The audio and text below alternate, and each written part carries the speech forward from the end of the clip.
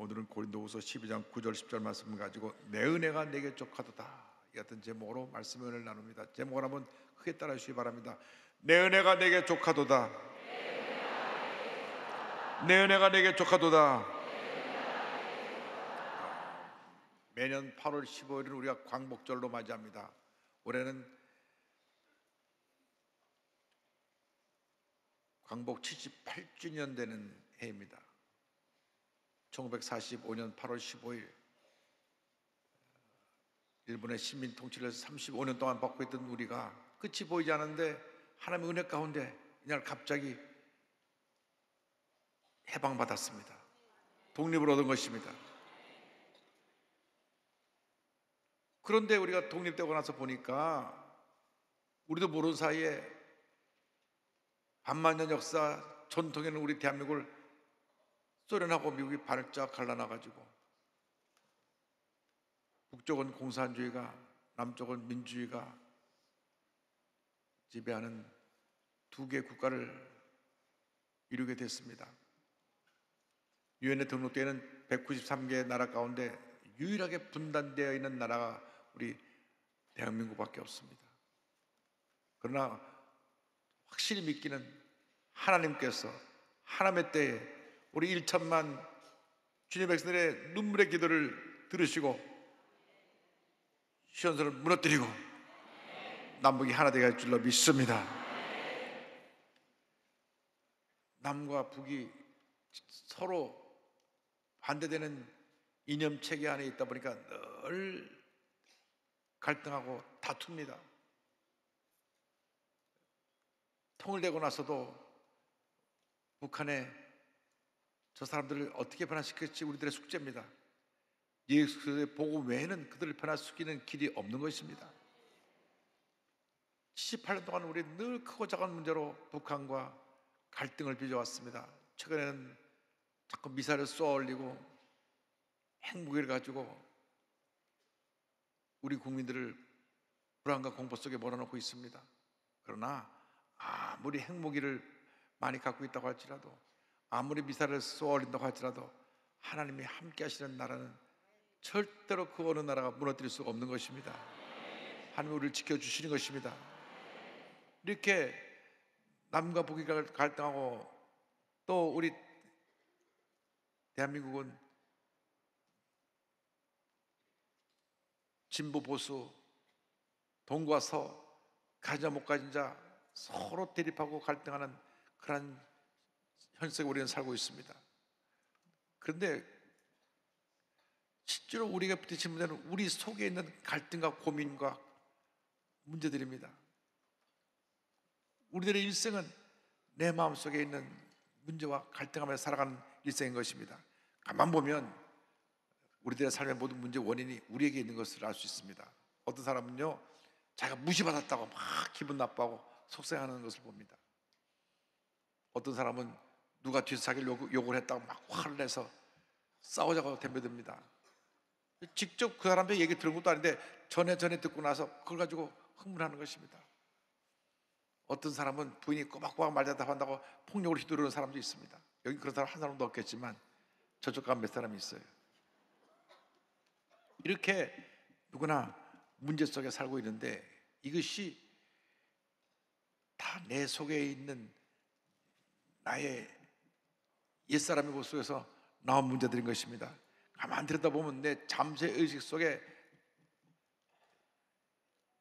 뿌리를 내리고 있는 과거의 아픈 기억들, 상처들이 나를 누르고 있습니다. 자라나면서 받은 상처가 있습니다. 또 실패의 경험이 있습니다.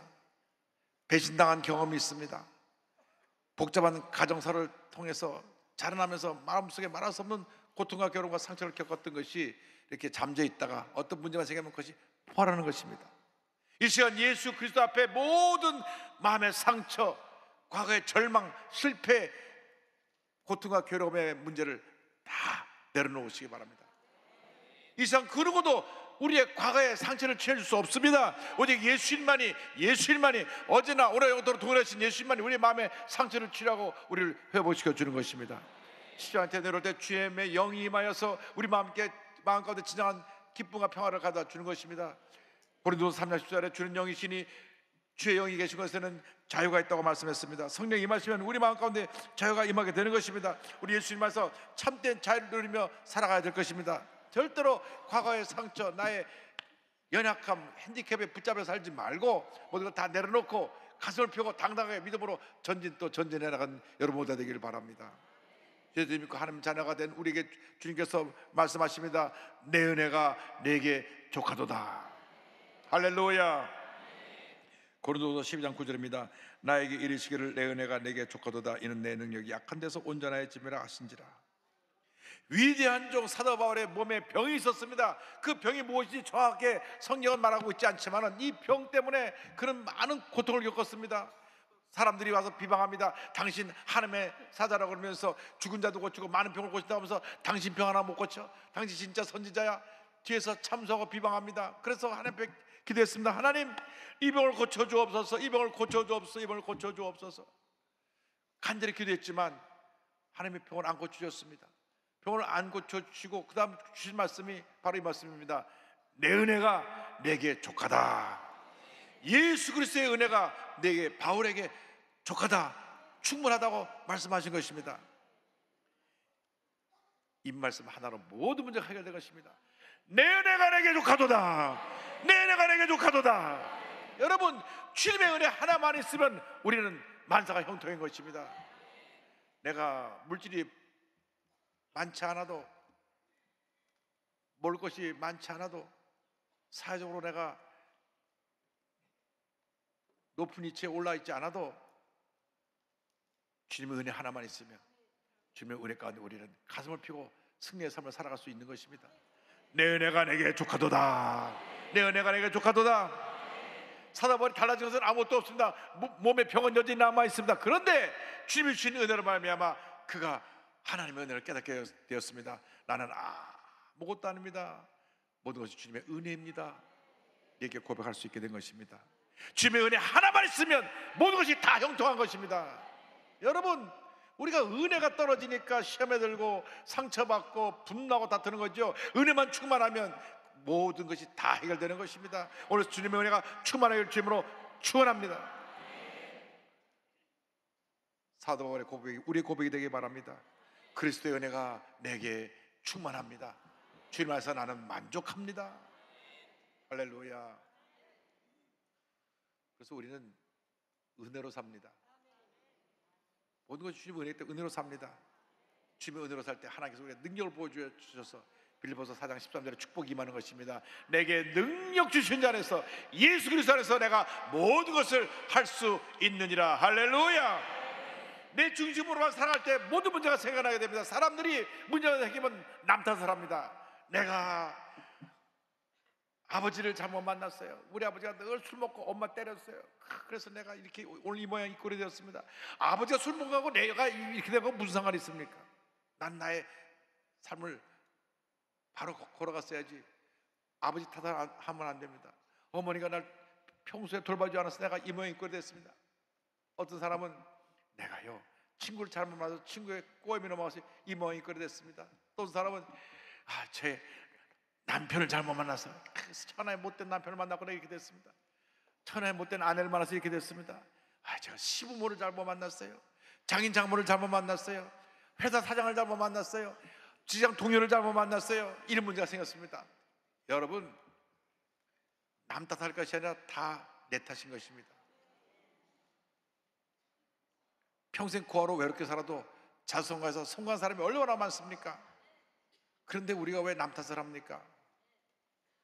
그리고 우리가 내 탓이라고만 고백하면 문제가 다 해결됩니다. 내 탓이요, 내 탓이요, 내 큰 탓이로소이다 하면 문제가 다 해결되는 것입니다.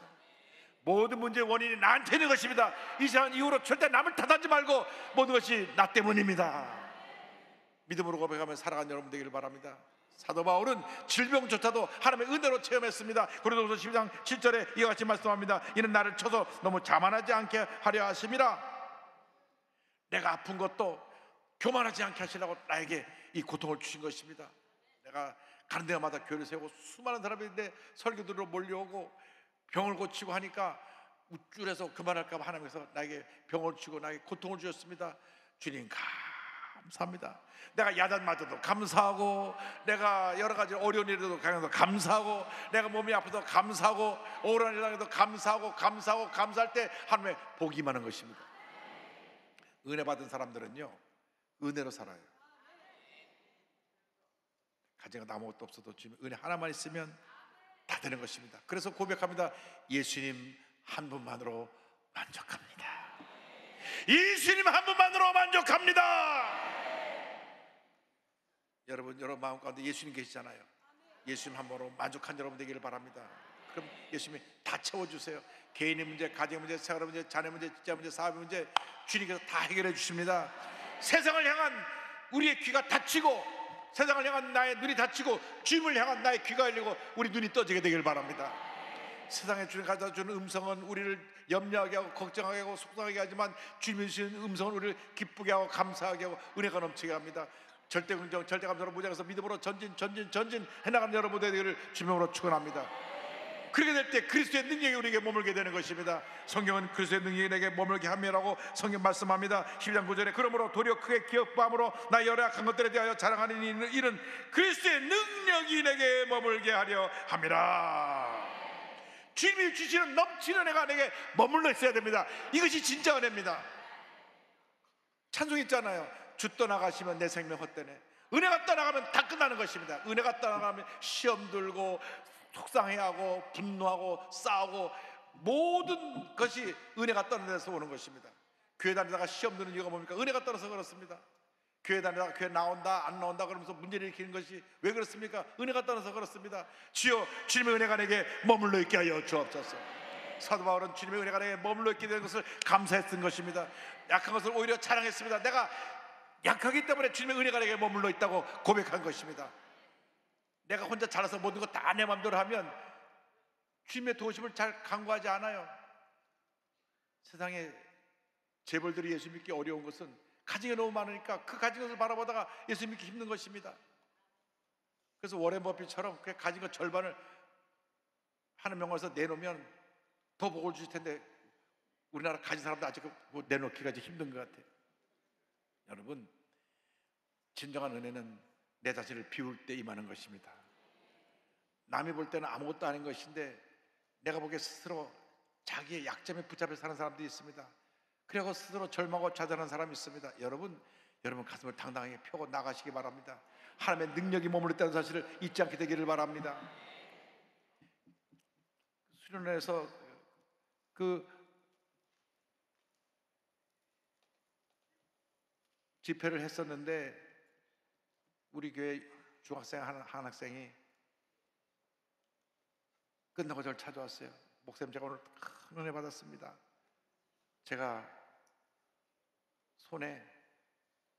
손등에 점이 있어가지고 큰 손을 이렇게 싸매고 다녔는데, 제가 오늘 목사님 말씀 듣고 자연을 받았습니다.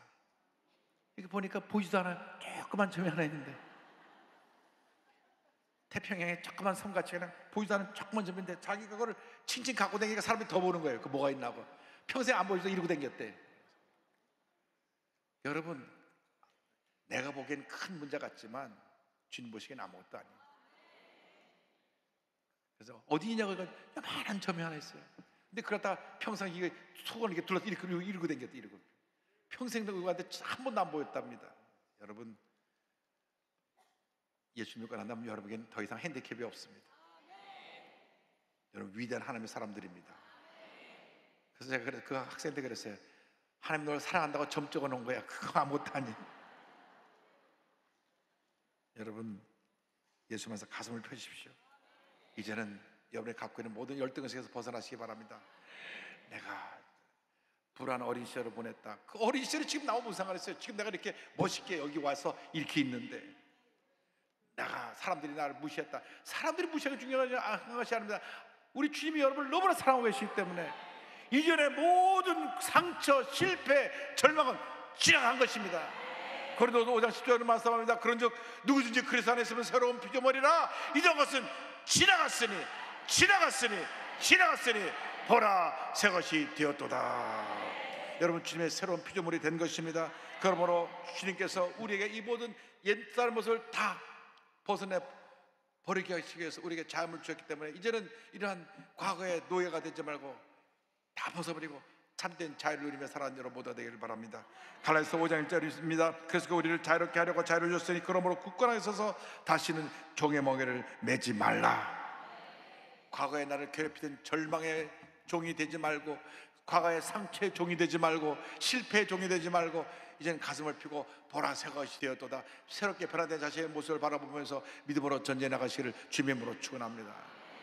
그래야 될 때 하나님께서 내가 약한 그때 감이라고 하는 놀라운 축복을 선물로 주십니다. 10절을 말씀합니다. 그러므로 내가 그리스도를 위하여 약한 것들과 능력과 궁극과 박해와 공고를 기뻐하노니 이는 내가 약한 그때의 강함이라. 고난의 유익인 것입니다. 내가 깨어지고 낮아질 때, 내가 가장 약해질 때 하나님께서 우리를 높이 들어 쓰시고 위대한 하나님의 사람으로 만들어 주시는 것입니다. 사람이 잘 나갈 때는 교만해요. 자기밖에 없는 줄 압니다. 그러나 시험을 당하고 깨어지고 환난의 풍파를 만나면 아이고 하고 엎드리게 되는 것입니다. 나는 아무것도 아닙니다. 그때 주님이 임하는 것입니다. 주님의 은혜가 임하는 것입니다. 실패를 경험한 사람들이 실패 후에 다가오는 하나님의 은혜를 더 크게 체험하게 되는 것입니다. 항상 잘 되는 것만이 그것이 좋은 건 아닙니다. 그러다가 문제를 만날 때 문제를 헤어나지 못하게 되는 경우가 많이 있습니다. 실패에 또 일어나고 어려움에 또 일어나고 또 일어나서 위대한 하나님의 사람으로 거듭나는 우리 모두가 되어야 하는 것입니다. 사도 바울은 위대한 하나님의 사람이었습니다. 그가 억울하게 빌립보에 가서 매 맞고 감옥에 던져졌어도 그는 절대 의정 절대 감사로 찬양하며 나갔습니다. 사도행전 10장 25절입니다. 한밤중에 바울과 실라가 기도하고 하나님을 찬송하며 죄수들이 듣더라. 그가 죄도 짓지 않았는데 재판도 받지 않냐고 그냥 두들겨 맞고 감옥에 던져졌는데 불평하지 않냐고 원망하지 않냐고 감사하며 찬양했습니다. 보통 사람 같으면 아니 내가 죄도 짓지 않았는데 왜 날 갖다 이렇게 괴롭히냐고 했을 텐데 그것이 아닙니다. 그저 감사하고 찬양했습니다. 그때 하나님이 기적을 베푸셨습니다. 사도행전 10장 26절입니다. 이에 갑자기 큰 지진이 나서 옥토가 움직이고 문이 곧다 열리며 모든 사람이 메인 것이 다 벗어진지라. 갑자기 지진이 나더니 옥토가 흔들리고 손가락이 메인 것이 다 풀어졌습니다. 여러분이 절망 중에 환난 중에 기뻐하고 감사하고 찬양하면 하나님께서 절망의 감을 흔들어 버리실 것입니다. 문제의 감을 흔들어 버리실 것입니다. 그리고 손가락에 메인 모든 걸 다 풀어놓아서 자유케 만들어 주실 것입니다. 그러고 나서 사도 바울이 그 감옥을 지키던 간수와 온 가족을 예수 믿도록 복음을 전했습니다. 사도행전 10장 31절 32절입니다. 이르되 주 예수를 믿어라 그리하면 너와 내 집이 구원을 받으리라 하고 주의 말씀을 그 사람과 그 집에 있는 모든 사람에게 전하더라. 그 말씀 듣고 그 모든 가족이 다 예수 믿고 침례받고 그리고 교회가 탄생되었으니 그게 바로 빌립보 교회입니다. 할렐루야. 억울하게 매먹고 감옥에 갔지만 그가 감사하고 찬양하니까 교회가 하나 지어지게 된 것입니다. 여러분, 환난은 우리에게 다가온 축복의 전주곡입니다. 어떤 어려움이 다가와도 문제가 다가와도 주님만 바라고 나가면 하나님의 놀라운 은혜가 임하는 것입니다. 우리는 역설적인 진리를 늘 고백해야 됩니다. 내가 약할 그때 강함이라. 내가 약한 그때 강함이라. 나는 약한 것 같지만 나는 지금 깨어지고 부서지고 아무것도 없는 것 같은 존재가 되었지만 나를 주님께서 위대한 하나님의 사람으로 만드셨다는 것을 잊지 않게 되기를 바랍니다. 그래서 사도 바울이 위대한 선언을 하는 것입니다. 로마서 5장 34절에 다만 이뿐 아니라 우리가 환난 중에서 즐거워하니 이는 환난은 인내를, 인내는 연단을, 연단은 소망을 이루는 줄 알미라고 그런 고백했습니다. 내가 환난 중에도 어려움 당한 중에도 억울한 중에도 내가 극한 고통과 괴로움 가운데도 기뻐하는 것은 이 고통이 변하여 환난이 나를 인내할 수 있게 하고 내가 참지 못하잖아요. 욱하잖아요. 근데 환난도 인내할 수 있게 하고 인내를 통해서 나를 연단시켜서 내 성격을 다듬어 주시고 그 다음에 소망을 이루어 주시는 것입니다. 환난의 축복을 향해 나가는 전주곡인 것입니다. 여러분, 어떤 문제가 다가와도 주님만 바라고 믿음으로 전진해 나갈 때 하나님의 은혜가 임합니다. 절대 긍정, 절대 감사로 전진해 나가는 여러분 모두가 되기를 주님의 이름으로 축원합니다. 세계 최초로 전신마비 치과 의사가 우리 한국에 탄생을 했는데요. 분당 서울대병원의 이규환 교수님이십니다. 2002년 치과대학 본과 3학년 때 수영장에서 다이빙을 하다가 목이 부러졌습니다. 이 경추 5번, 6번이 손상돼서 이 어깨 아래로는 쓰지 못하는 그런 불구가 됐습니다. 키가 188cm로 운동을 좋아하던 그가 하루아침에 사고가 나서 중증 장애인이 되고 만 것입니다. 중환자실에 일주일 있다 깨어나서 보니까 자기 몸이 마비가 되고 움직일 수 없는 중증장애인이 되었습니다. 그가 울부짖으면서 자기를 회복시켜달라고 살려달라고 그랬는데 전혀 몸에 변화가 없고 차도가 없으니까 나중에 그것이 원망과 불평으로 해서 하나님 빨리 날 데려가 주세요, 날 죽여주세요, 내가 이렇게 못 삽니다 울부짖었는데 그를 살려낸 것은 간호사가 와서 하루에 한 시간씩 성경을 읽어주고 마음을 긍정적으로 갖게 하는 책들을 읽어주었습니다. 그 성경을 읽고 말씀을 듣고 살아났습니다. 그리고 하나님 앞에 이와 같이 기도합니다. 저 좀 살려주세요. 여기까지 고생하며 견뎌왔는데 지금 죽고 싶지는 않습니다. 이렇게 기도하니 마음이 편해지는 거예요. 그때 주님이 내가 내 옆에 있다고 말씀해 주셨습니다. 회복될 수 없는 몸으로 왜 이토록 힘들게 살아야 합니까? 라는 질문해 주신 응답이었어요. 그래서 내가 너와 함께 한다는 이 말씀 듣고 다시 그 절망의 병상에서 일어났습니다. 그는 내가 치과 의사가 꿈이었으니까 치과 의사가 그런 꿈을 이루어야 되겠다. 1년 동안 병원에 있다가 나와서 복학을 합니다. 그가 다시 치과 의사가 되겠다 하니까 당신 손도 제대로 못 쓰면서 어떻게 치과 의사를 할 수 있냐고. 그러나 그는 도전했습니다. 손을 고정하는 치과 의료 도구를 제작해서 수만 번의 연습과 노력을 했고 눈을 감고도 치료할 수 있는 정도로 그만큼 훈련해가지고 그가 치과를 의사로서 그 일을 감당할 수 있도록 되었습니다. 대학원 과정을 마치고 2010년도 예방치과학 박사학위를 취득한 다음 그 다음에 병원에 지원하는데 100몇 개 병원에서 하나도 그를 받아주지 않습니다. 그도 그럴 것이 몸이 중증장애이고 휠체어 타는 분이 제대로 움직이지도 못하면서 환자를 치료한다니까 다 누워있는데 분당 서울대병원에서 그를 받아줬습니다. 할렐루야. 분당 서울대병원 칭찬해 줘야 돼요. 그런데 처음 진료를 할 때 10명 중에 7, 8명은 아이고 선생님 이렇게 몸이 붉은데 뭘 어떻게 치료할 수 있냐고 의사 앞에 와서 불평하고 그랬는데 나중에 이분이 정말 진심으로 저들을 사랑하고 치료해 주는 것을 보고 나서 소문이 나서 사람들이 모이기 시작했습니다. 그래서 이 교수님은 경기도가 주최한 제19회 으뜸 장애인상, 제41회 장애인날 맞아 진행된 대통령상인 올해의 장애인상, 2019년 보건복지부 치과의사협회 스마일재단 등이 중한 스마일 봉사상에서 보건복지부 장관상을 수상하기도 했습니다. 그는 하나님께서 살려주신 은혜, 부끄럽지 않은 삶을 살겠다고 고백하면서 이와 같이 말했습니다. 언젠가 하나님이 저를 부르시면 열심히 살다 왔다고 자랑할 겁니다. 잘 살아냈구나 하는 말씀을 듣고 싶습니다. 제 옆에 계신다는 것을 알기에 저는 분명히 처음 깔 거라 믿어요. 그래서 당장 죽어도 좋습니다. 하나님께 자랑할 것이 있기 때문입니다. 앞으로도 살려주신 은혜 부끄럽지 않은 치과의사로서 떳떳하게 사명을 다할 겁니다. 할렐루야! 여러분, 어떤 절망과도 주님만 바라보고 나가시기 바랍니다. 어떤 문제를 만나도 어려움 당해도 절대로 여러분이 문제를 바라보지 말고 여러분의 절망의 모습을 바라보지 말고 믿을 주 온전히 계신 예수님만 바라보고 전진 또 전진해 나가시기 바랍니다. 내가 약할 그때 강함이라 내 은혜가 내게 족하다, 이 말씀을 붙잡고 믿음으로 전진하는 여러분 모두 되기를 주님의 이름으로 축원합니다. 축원합니다. 축원합니다.